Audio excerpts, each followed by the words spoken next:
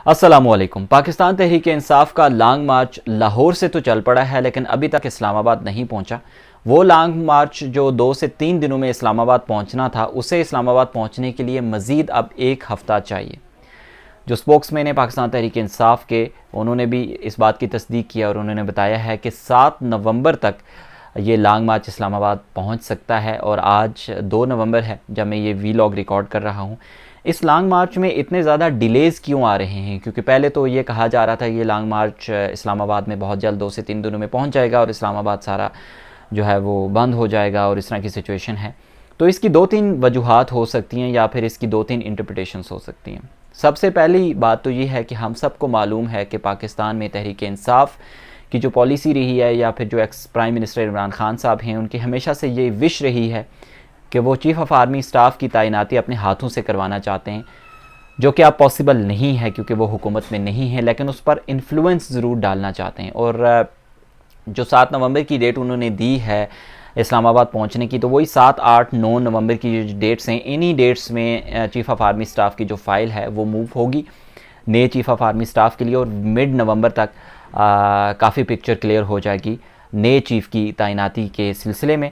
तो इमरान खान साहब उसके ऊपर भी प्रेशर डालना चाह रहे हैं, और अगर उनकी मर्ज़ी का चीफ़ आ जाता है तो फिर वो क्रेडिट खुद से उसको कैश करेंगे और कहेंगे जी कि इसमें मेरा रोल रहा है। एक तो ये इसकी इंटरप्रिटेशन है। दूसरी इंटरप्रिटेशन इसकी ये हो सकती है कि इमरान खान साहब जो है वो पीडीएम के साथ भी मुज़ाकरात करने के ख्वाह हैं, क्योंकि ख़बरें अब इस तरह की सामने आ रही हैं कि पीडीएम ने भी कुछ फ्लेक्सिबिलिटी दिखाई है। राना सनाउल्लाह का जो बयान 3 दिन पहले सामने आया और उन्होंने कहा कि इमरान खान साहब चौक चौराहों में जाकर गालम गलोच को बंद करें और सीधे तरीके से हमारे साथ बैठ के बात करें, तो ये भी एक सॉफ्ट मैसेज था उनके लिए। आल्दो कि उसके बाद फिर राना सनाउल्लाह ने बड़ी बातें की, लेकिन उन्होंने अपना मैसेज कन्वे कर दिया तमाम इदारों को भी और इमरान खान साहब को भी कि हम बातचीत करने के लिए तैयार हैं। और उसके बाद भी ख़बरें कुछ ऐसी सामने आ रही हैं कि पीडीएम कह रही है इमरान खान साहब को कि आएँ मुज़ाकरात करें। तो वो जो डिले दे रहे हैं, यानी कि ये जो पोस्टपोन कर रहे हैं दिनों को, बहुत ज़्यादा टाइम स्पेस उसमें ले रहे हैं, वो इसीलिए कि किसी तरह से हम मुज़ाकरात के लिए राहें हमवार हो सकें और हमें इस्लामाबाद जाने की ज़रूरत ना पड़े। तो बहुत सारे ऐसे भी लोग हैं जो अभी ये कह रहे हैं कि शायद लॉन्ग मार्च इस्लामाबाद तक पहुँचे ही ना, क्योंकि ज़ाहिरा मुज़ाकरात हो गए तो मुज़ाकरात होने के बाद कुछ सेटलमेंट हो जाएंगी। तो एक तो ये भी है कि वो जानबूझ के डिले करें ताकि किसी तरह से मुज़ाकरात होने के लिए राहें हमवार हो सकें।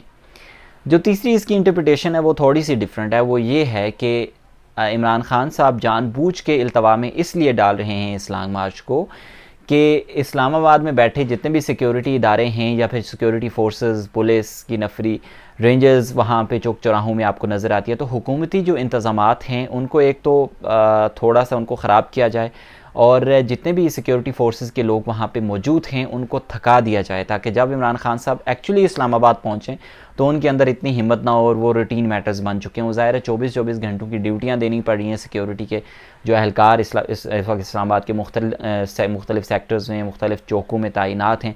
तो उन बेचारों के लिए तो बहुत चैलेंजिंग है और ऊपर से सर्दी भी बढ़ रही है, तो इन सर्द रातों में उन्हें खड़े होकर हर वक्त पहरा देना पड़ रहा है, और वो भी उस वक्त पहरा देना पड़ रहा है जब एक्चुअली इमरान खान साहब और उनके जो हमायती हैं, फॉलोअर्स हैं, वो सारे लाहौर के इर्द गिर्द वाले इलाकों में बैठे हुए हैं और वहाँ पे पड़ाव उन्होंने डाला हुआ है। लेकिन सिक्योरिटी की जो टाइट सिक्योरिटी है वो इस्लामाबाद में है, तो इनको थका देना मकसूद है।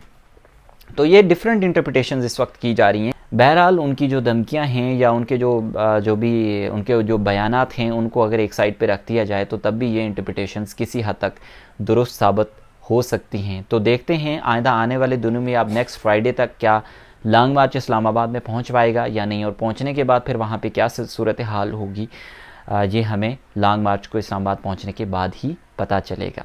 सो लेट्स वेट एंड वॉच। बहुत शुक्रिया।